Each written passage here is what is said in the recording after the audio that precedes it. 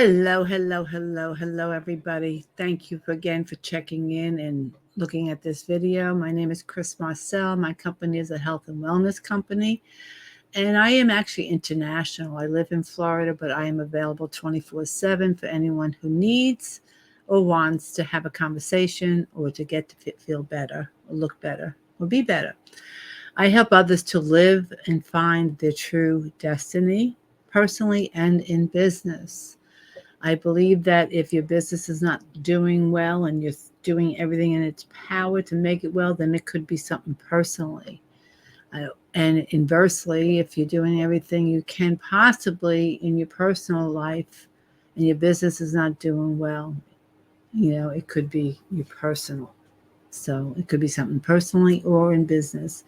We bring us to the table. I think I said that reverse, but we bring us to the table. So if you're not the best you working in your business, you might as well fire you now or get some help. Or if you're not doing your business satisfaction and vice versa. I think you get what I mean. I'm kind of getting a little confused here. So anyhow, in fact, that's a good thing. I was told if you're confused, you're learning. So this is a subject, rape. How do you forgive and move forward? It's something that I've had to do work on. I was gang raped at 12. Um, it can be emotional, but one of the things that happen to those of us who have been raped or have PTSD, we have what's called disassociation. So we can talk about it and not feel it.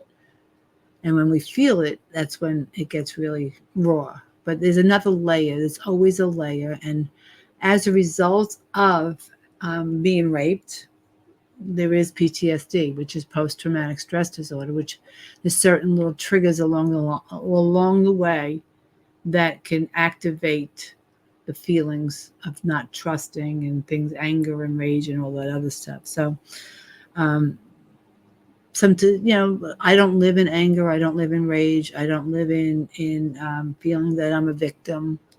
I can I function very well in society. Yet, you know, I do hold back from joining groups because there are givers and takers in this world, and probably I think I've been around more takers than givers, and I choose to be around givers. And sometimes the takers get in there, and when you're a giver, they can take, and if you're not protected, which I don't like to stand protected all the time, you can get hurt. So I tend not to join groups. I will be present. I will be very amenable. People think that I'm an extrovert, but I'm really an introvert. So it happened to me when I was 12, and it was more of people talking about me after the incident than the actual incident, because people talking about me as if they were there and they weren't, and they labeled me a tramp, a whore. They called me names. I couldn't even walk down the street or the hallway in the school without people yelling at names and making fun of me. And I was definitely a receiver of some nasty stuff that I wasn't deserving of. It did happen in the 60s. I think it was 66 that it happened.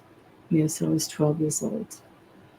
And my best friend watched, and her brother was one of the perps, and it wasn't good. So shortly afterwards, I found pot, I found alcohol, and I stayed. My theme song was "Comfortably Numb" until it didn't work anymore.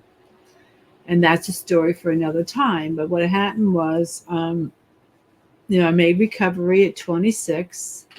I did not go back and in and out. I went into treatment. I started to listen to learn and learn to listen as a dying can be. And I started to work the steps and got active in service work.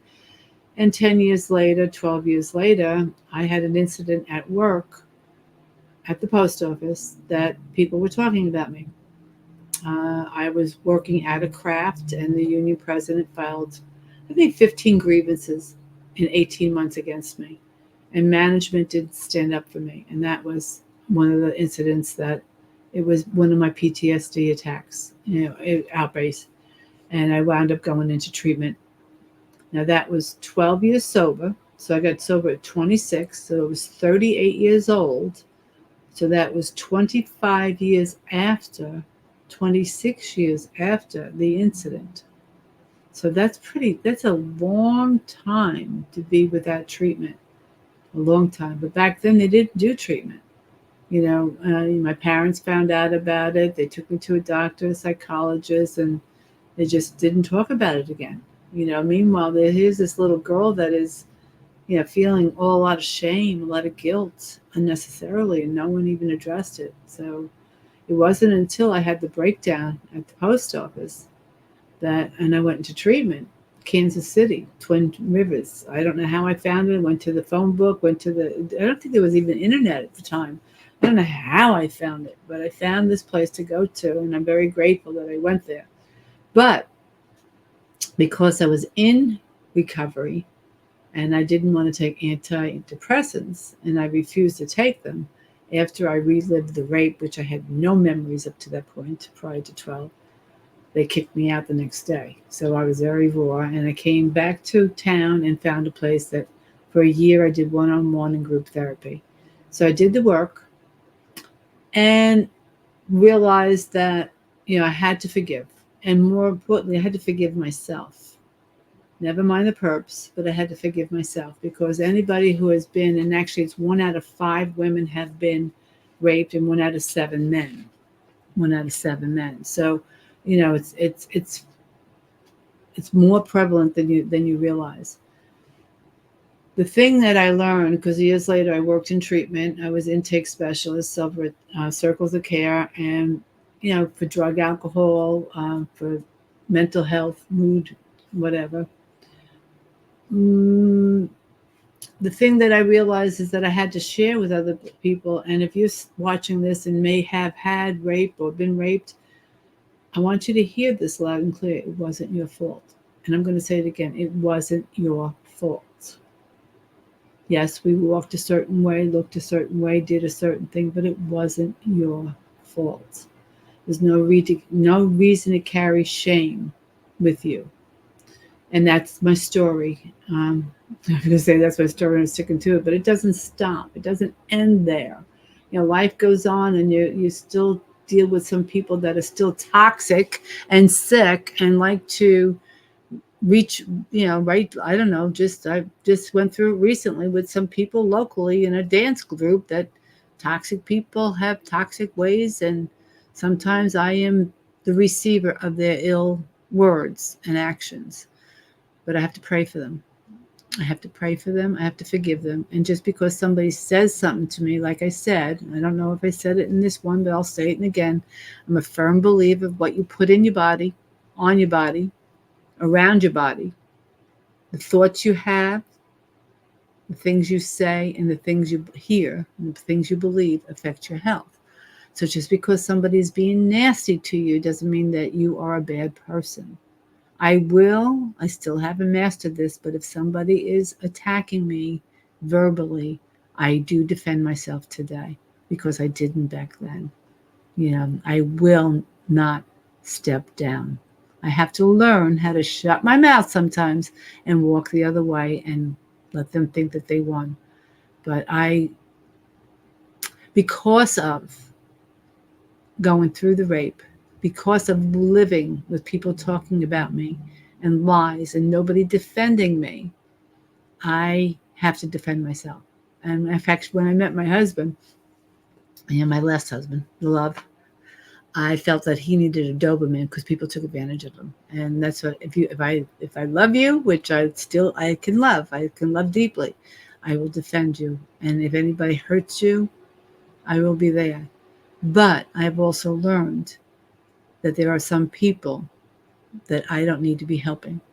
There's some people that they don't defend me, and if they proclaim to be a friend, I think actions speak louder than words. So I do forgive, I move forward, but it doesn't mean I forget.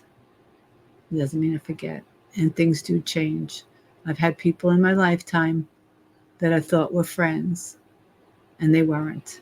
And that hurts, but that's okay.